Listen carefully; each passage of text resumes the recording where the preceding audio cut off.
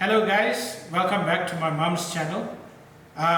First I'd like to say thank you for the subscribers. We are just reaching 350 subscribers and we will in this week reach 20,000 views, which my mom is absolutely chuffed about. It's Sunday today, so we're making a nice chicken roast. I'll add the video that we made previously on a roast chicken. But today, to accompany the roast, I'm going to make a quick carrot and potato mash. It's my go-to mash recipe that I've been making for years now. So I'll quickly take you through the recipe. So we're going to need about 5 or 6 medium potatoes and 4 carrots, medium carrots as well. If you've got large carrots, then you can use 2 or 3. We're going to need a level tablespoon of rough salt for the water that we're going to boil the potatoes and carrots in. And then we're just going to need about 10 or 12 cloves of garlic and a small handful of fresh thyme, just to boil the potatoes and carrots with. So I'm going to start off by just putting my potatoes and carrots into my pot that I've already added some water in. You just need enough water to keep the potatoes and carrots submerged. And then I'm going to add in my salt to the water. We're going to drain the water afterwards, so don't worry about the salt being too much.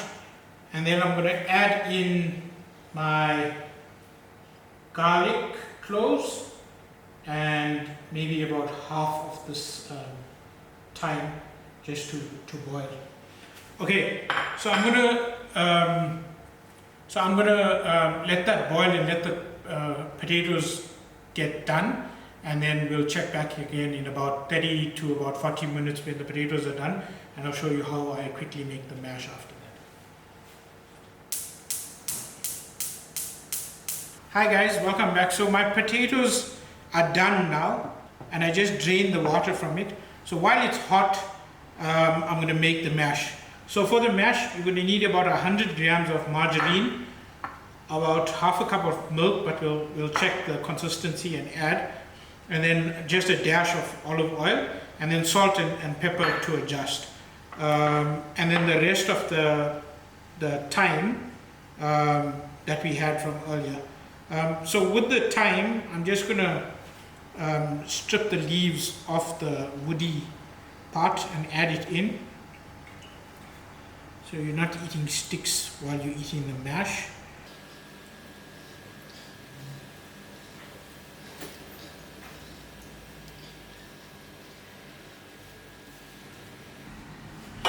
And then I'm just going to add in my margarine. Like I said, we just drained the potatoes, so they're still hot, so the margarine should melt into them as we mash the potatoes. So you need a potato masher to make a nice smooth mash.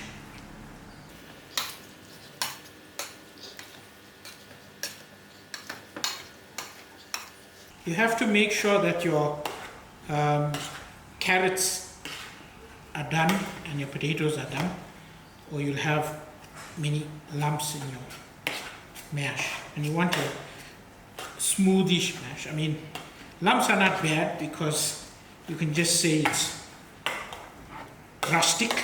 You made a rustic mash, but you want to try and get it as smooth as possible.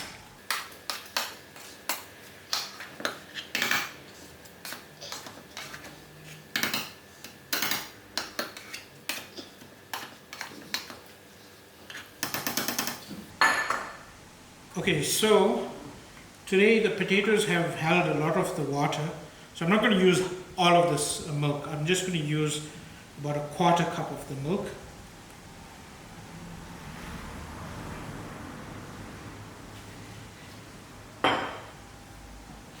And then I'm going to grind in some fresh black pepper, a good generous grinding of pepper, because you mash can use that. And then just a dash of olive oil, maybe about a tablespoon of olive oil. I don't want to add in salt just yet because we'll use the salt to adjust, because we added salt at the beginning.